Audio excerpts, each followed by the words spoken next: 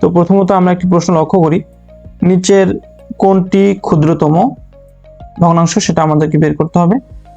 অপশনে দেওয়া আছে 3/4, খতে দেওয়া আছে 4/5, গতে দেওয়া আছে 6/7 এবং ঘতে দেওয়া আছে 7/8।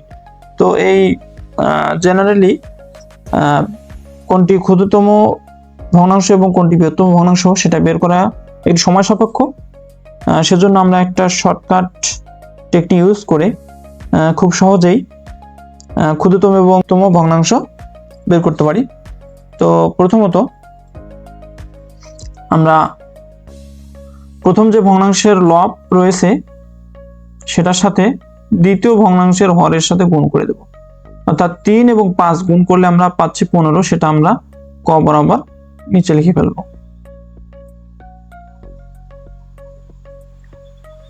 ওকে, এবং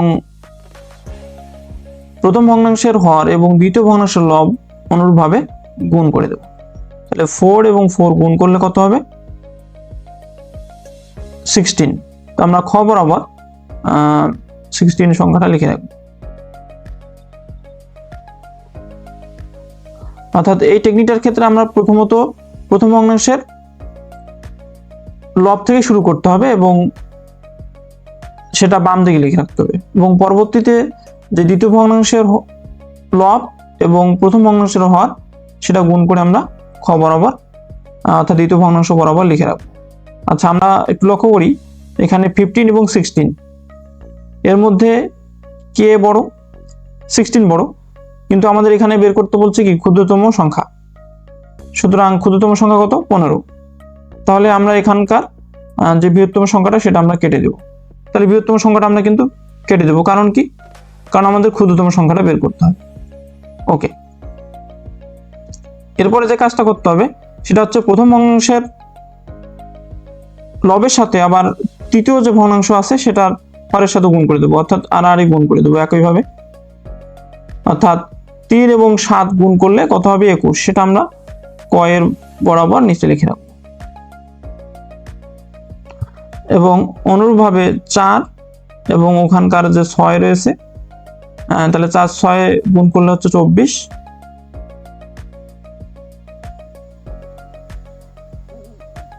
তাহলে দেখা যাচ্ছে কি ক্ষুদ্রতমকে 21, তাহলে ক্ষুদ্রতম সংখ্যাটা আমরা রাখবো, বৃহত্তম সংখ্যাটা আমরা কেটে দেব, যেহেতু আমাদের ক্ষুদ্রতম সংখ্যা বের করতে হবে। আবার অনুরূপভাবে আমরা কি করব? প্রথম ভগ্নাংশের লবের সাথে শেষ যে ভগ্নাংশটা রয়েছে সেটা আমরা গুণ করে ফেলবো। তাহলে 8 এবং এখানকার 3 গুণ করলে কত হবে? 24।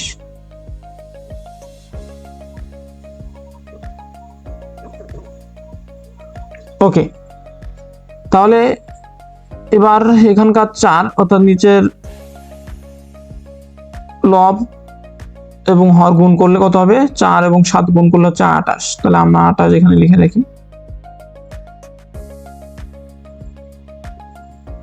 তাহলে কে বড়? 28 বড়, তাহলে আমরা এই ভগ্নাংশটা কেটে দেব। তাহলে আমাদের কোন ভগ্নাংশটা থাকলো? আমাদের ভগ্নাংশ থাকলে হচ্ছে 3/4। তাহলে এখানকার ক্ষুদ্রতম ভগ্নাংশ হবে 3/4, অর্থাৎ আমাদের অ্যান্সার হবে ক। কোনটি বড়?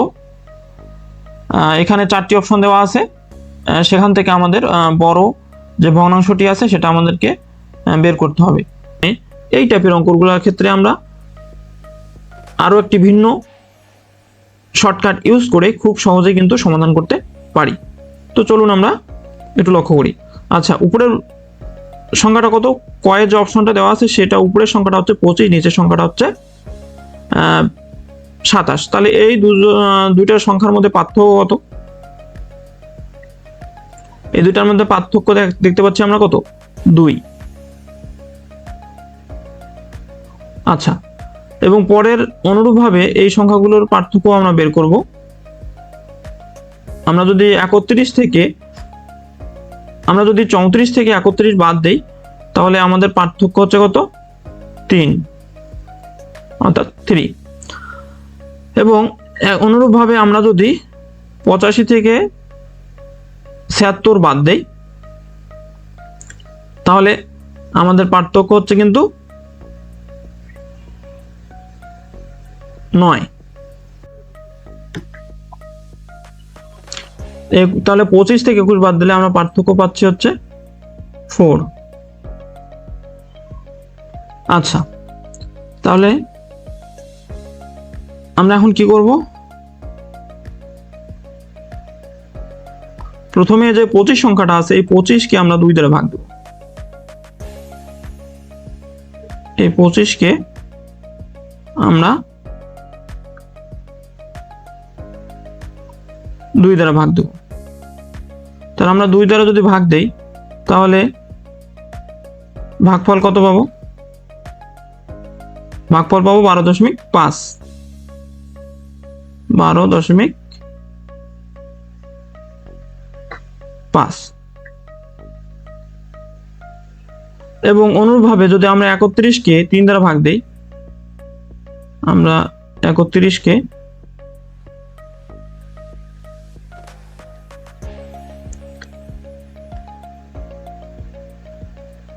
3 দ্বারা ভাগ দেই, তাহলে কিন্তু আমরা 10.something পাবো। অর্থাৎ আমরা এখানে 10.something পাবো। তো আমরা 10 ধরে নিলাম। 76কে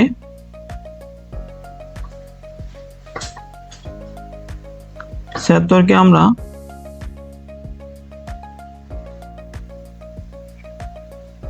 9 দ্বারা ভাগ দেই, তাহলে কিন্তু আমরা পাচ্ছি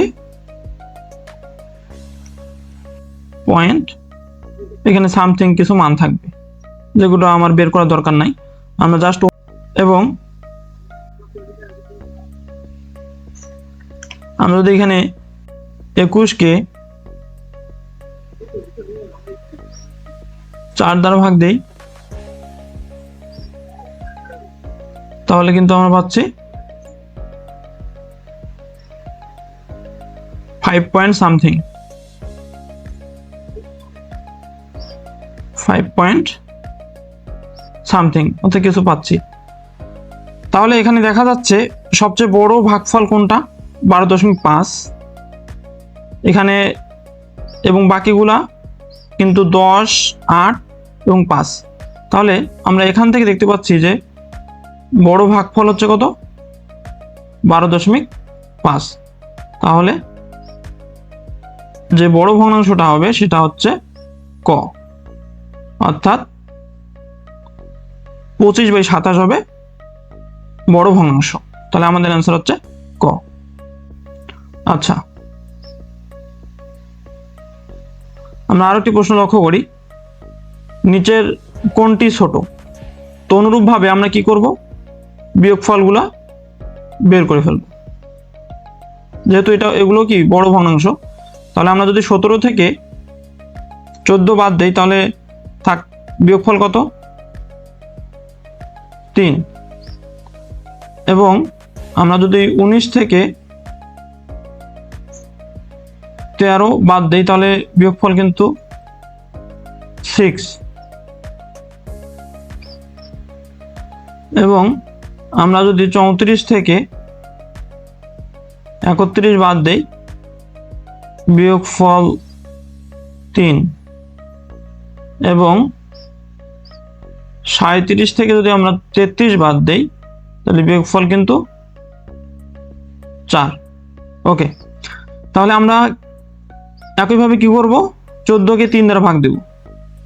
জাস্ট আমি এখানে লিখে দেখাচ্ছি,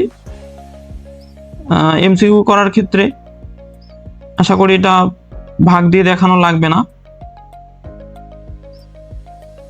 জাস্ট অনুমান করেই ইউজ করতে পারবো। তাহলে আমরা যদি 14কে 3 দ্বারা ভাগ দেই সেক্ষেত্রে প্লাস কিছু ধরে নিলাম। এবং আমরা যদি 13কে 6 দ্বারা ভাগ দিই, অর্থাৎ এখানে 13কে আমরা যদি 6 দ্বারা ভাগ দিই তাহলে পাবো হচ্ছে 2 পয়েন্ট সামথিং। যেহেতু 6 দুগুণে 12, তাহলে 2 পয়েন্ট কত পাবো? সামথিং পাবো। কত সামথিং হবে সেটা আমাদের বের করার দরকার নেই, কারণ আমার জাস্ট পূর্ণ সংখ্যা বের করলেই আমরা বুঝতে পারবো যে কোনটা আসলে ছোট এবং কোনটা বড়। আচ্ছা, এখানে কি করব, এখানে অনুরূপভাবে উপরে যে সংখ্যাটা আছে সেটা হচ্ছে 31। 31কে আমরা 3 দ্বারা ভাগ দেব।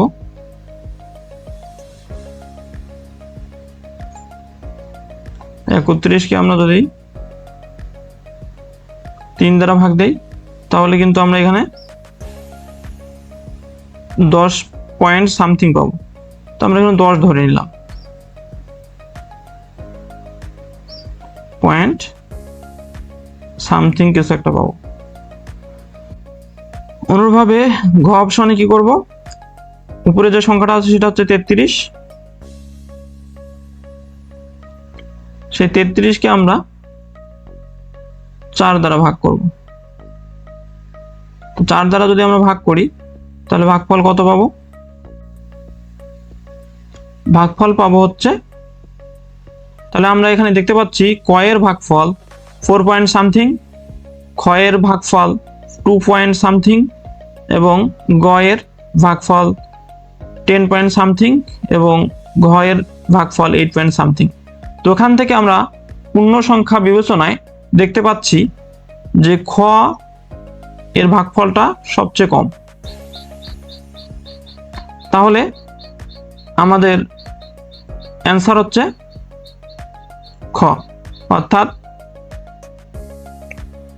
13/19 যে ভগ্নাংশটি রয়েছে সেটাই হচ্ছে সবচেয়ে ছোট। আচ্ছা, আমরা 3 নম্বর প্রশ্ন লক্ষ্য করি, দেওয়া আছে নিচের কোনটি বড়।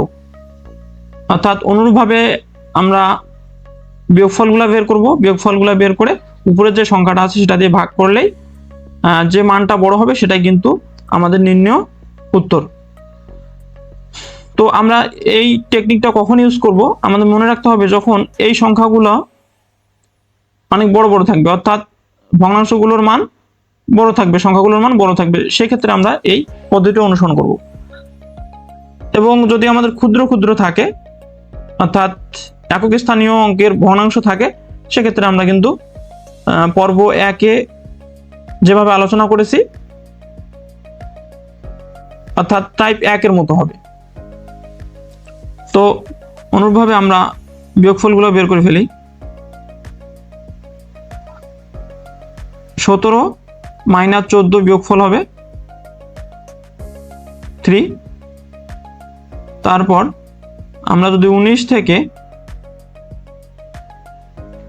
16 বাদ দেই, এর বিয়োগফলও কিন্তু হবে কত?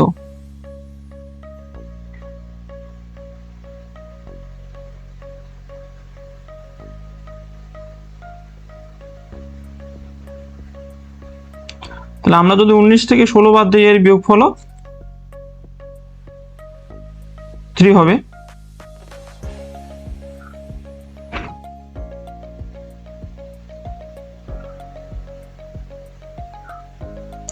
আমরা যদি 19 থেকে 16 বাদ দিই তাহলে কিন্তু এর বিয়োগফল কত হবে? 3। এবং একইভাবে আমরা যদি 34 থেকে 31 বাদ দেই তবুও বিয়োগফল কিন্তু 3 হচ্ছে। এবং আমরা যদি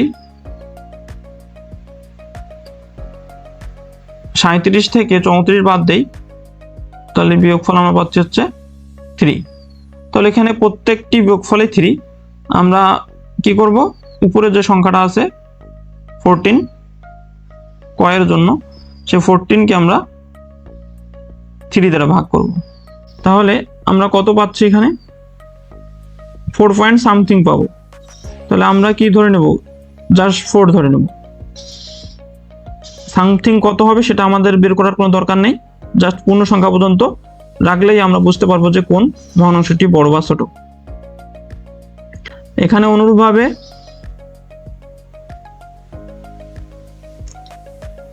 উপরে যে সংখ্যাটা আছে সেটা হচ্ছে 16। 16কে আমরা 3 দ্বারা ভাগ করব। তাহলে আমরা কত পাবো? 5 পয়েন্ট সামথিং। তো আমরা 5 জাস্ট লিখে রাখবো।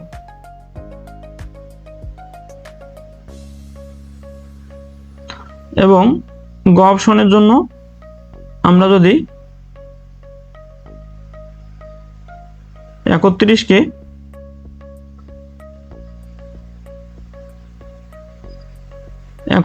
আমরা যদি 3 দ্বারা ভাগ দেই তাহলে আমাদের কিন্তু 10 পয়েন্ট সামথিং আসে। আমরা জাস্ট 10 লিখে রাখবো।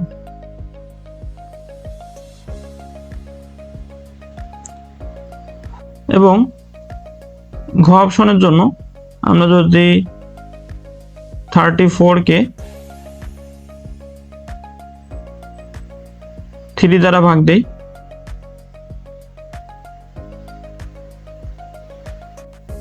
তাহলে আমরা এখান থেকে বলতে পারি যে সবচেয়ে বড় যে ভগ্নাংশটা সেটা হচ্ছে ঘ, অর্থাৎ 34/37, অর্থাৎ আমাদের অ্যান্সার হবে ঘ। একটি পরীক্ষায় 24% ছাত্রছাত্রী বিজ্ঞানে অকৃতকার্য হয় এবং 43% ছাত্রছাত্রী গণিতে অকৃতকার্য হয়।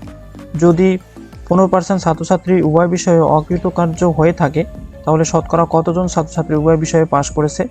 প্রশ্নটি শেষে তিতাস গ্যাস ফিল্ড সহকারী অফিসার 2018। তো এই ধরনের প্রশ্ন সমাধান করার জন্য আমরা একটা শর্টকাট সূত্র অ্যাপ্লাই করব, সেটা হচ্ছে টোটাল সমান all single minus both plus none. অর্থাৎ পাস ফেলের অঙ্কের ক্ষেত্রে আমরা এই সূত্রগুলো ইউজ করে খুব সহজেই সমাধান করতে পারি। তো টোটাল আমরা ছাত্রছাত্রীর সংখ্যা ধরে নেব 100%।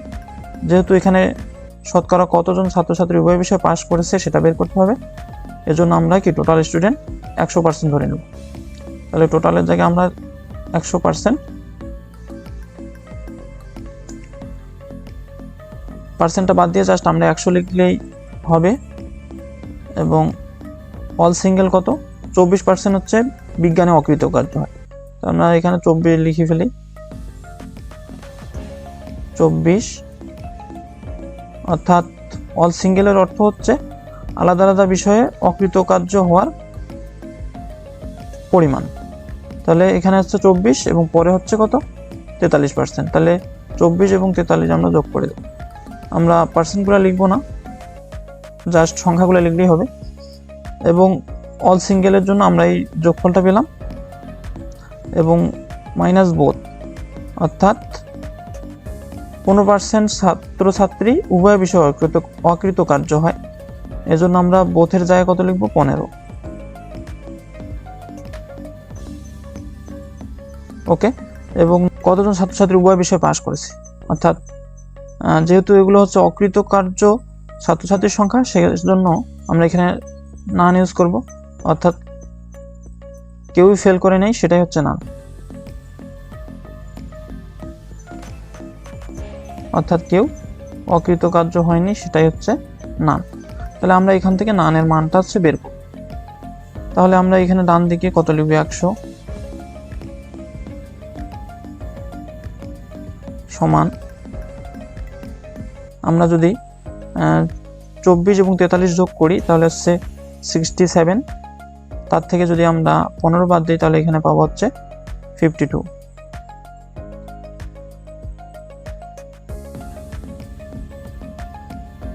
যোগ নান।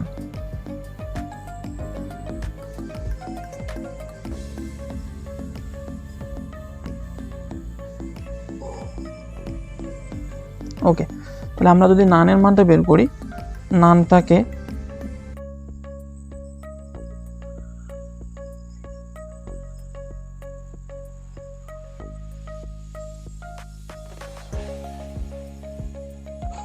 বামে লিখি তাহলে আমরা লিখতে পারি 100